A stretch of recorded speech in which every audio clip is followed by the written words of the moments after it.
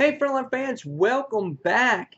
Comic Frontline fans, you're back with me, Mike Spider Slayer, getting ready to do that all-important comic book review so you, the fans, can make a decision on what comic books to buy. And guys, today we're talking about a new title for me, just jumping on this, and they claim to be, Valiant claimed that this would be a good jumping on point for its readers because it's a new story arc, and that's Ninjak, issue number 6. And I'm not going to lie, this is a pretty badass cover as we get to see the villain here, and you get to see Ninjak in the reflection of his goggles. That's a really cool cover, really nice and detailed in the book. This book is written by Matt Kent, and the actual artwork is done by Raul Allen, and it's pretty cool artwork. It's very mysterious looking, a little bit dark, and it kind of fits the book because, you know, this is a ninja book. It's supposed to be dark. It's supposed to be mysterious. Even though it may not be my first choice of artwork for a type of book that has a ninja in it, I kind of would like a lot of detail. The colors in here are it's not rich in color. It's each page sets the tone for what's going on. So if it's nighttime, you can see that the the colors are a dark blue. If you get to see an infrared scan going through his eyes, it's of course it's obviously red. And you get to see some flashbacks in here, which are like, again, one-page color. Kind of reminds me a lot of like a Hawkeye from Fraction's run. It kind of reminds me a lot of that. So the artwork was pretty cool. Maybe not my first choice, but still it was fine. So what did I think about this actual book? First off, in this book, we get to find out that the character Ninjak, his name, I'm still learning these characters' names, so bear with me. His name is Colin King, and he's got a lot of money, but he's been deep undercover in this weaponeers industry where they produce these weapons and whatnot. So he's been in deep undercover. And he recently took out the CEO, which is crazy. And he works for this spy agency, I guess what it's called is MI6 or MI6 or whatnot. And he's trying to take out these 7 guys, this Shadow Clan or whatever that they're called.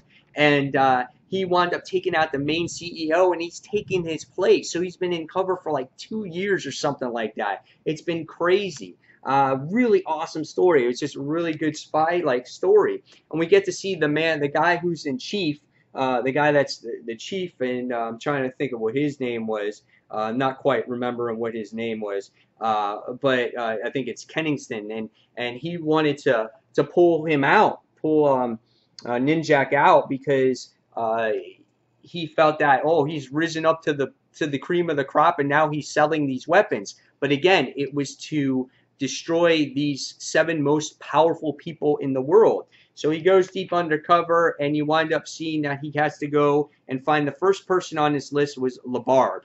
And so he's been, I think, in France, and he goes and he takes the road trip over there, and you get to see a little bit of a backstory of our main character in this book of, I guess, how he met a girl and how he ran away and things like that.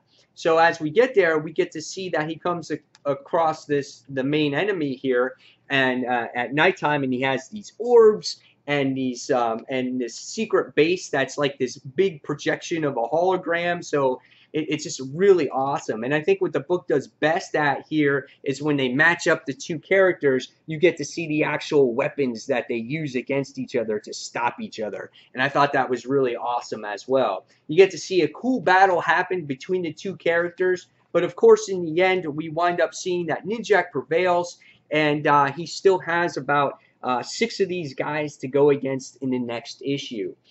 So it was very well done. And so what happens is the commissioner, or the guy, the king, he's very happy, and he goes, well, he just bought himself another month. So really well done. And the cover of the next issue looks like this, if I can find it real quickly. Really awesome cover art. Looks like that. So that's the next cover there. This book was brilliantly done.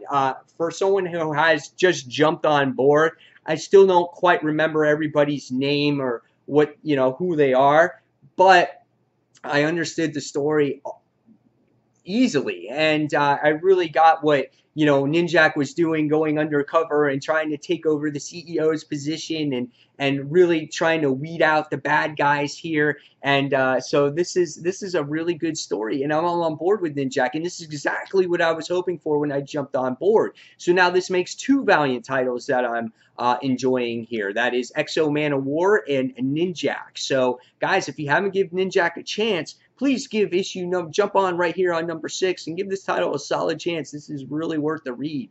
So guys, after reading this one, I'm giving this one a I think it's a 4 3/4 stars. Really enjoyed the story here. The only thing that drawed it that back for me again was that little bit of artwork. Just because it's just not my style, but it's good in its own way. Don't get me wrong. So definitely worth the grab. Pick it up. And guys, until that next comic book review, don't forget to check out my own individual channel, Comic Book Corner 2.0. Again, every Tuesday night right here on Comic Frontline, we have Frontline Live, where we talk about our top 5 comics of the week and all the comic news of the week. And that takes place every Tuesday night at 9:30 p.m. Eastern Standard Time. So guys, as always, again, thank you for watching Comic Frontline. Until that next comic book review, this is Mike Spider Slayer signing off. And thanks for watching, guys. See you soon. Bye.